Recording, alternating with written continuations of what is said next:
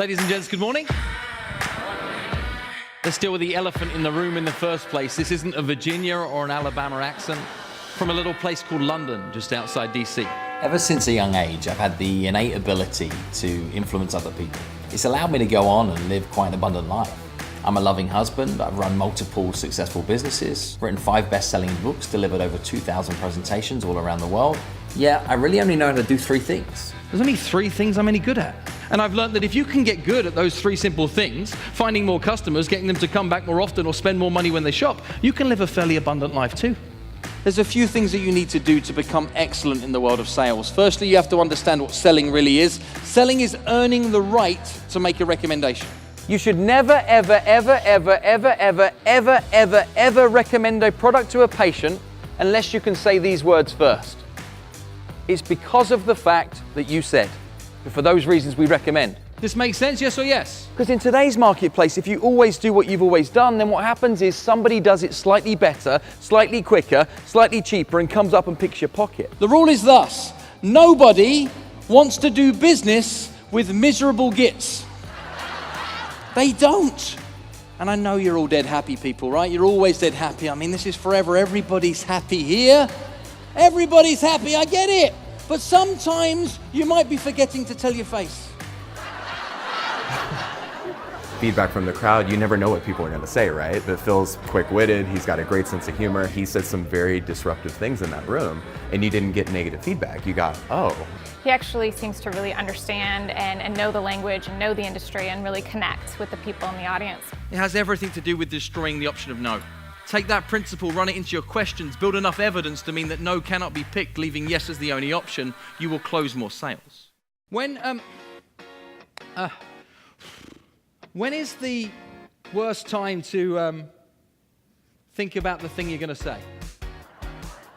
See, it's when you're saying it, right? That is the worst time to think about the thing you're going to say, is in the very moment that you are saying it.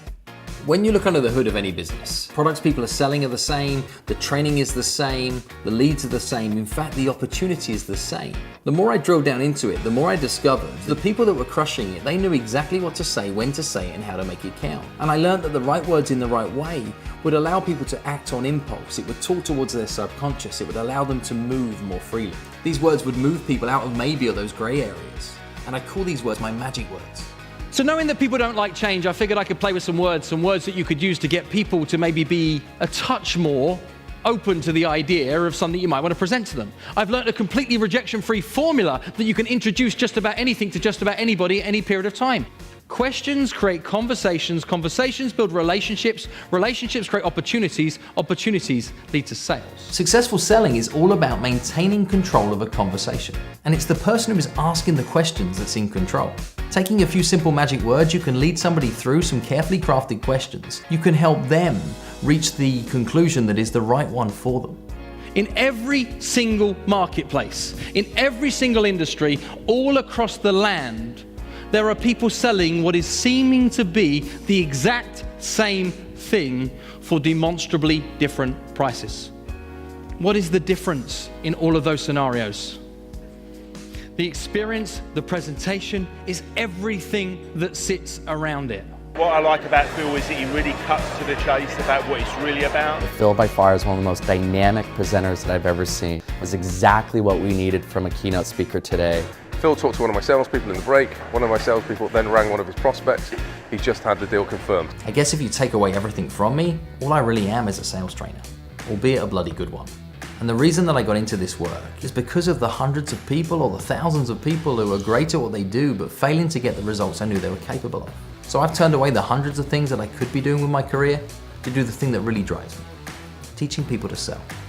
Opportunity is there for you to go take it. Nobody is going to give it to you. Nobody is coming to save you. You are responsible for your own success. So ladies and gentlemen, my name is Phil Jones. It's been a huge pleasure to serve you. I wish you all the success in the world you're prepared to work for.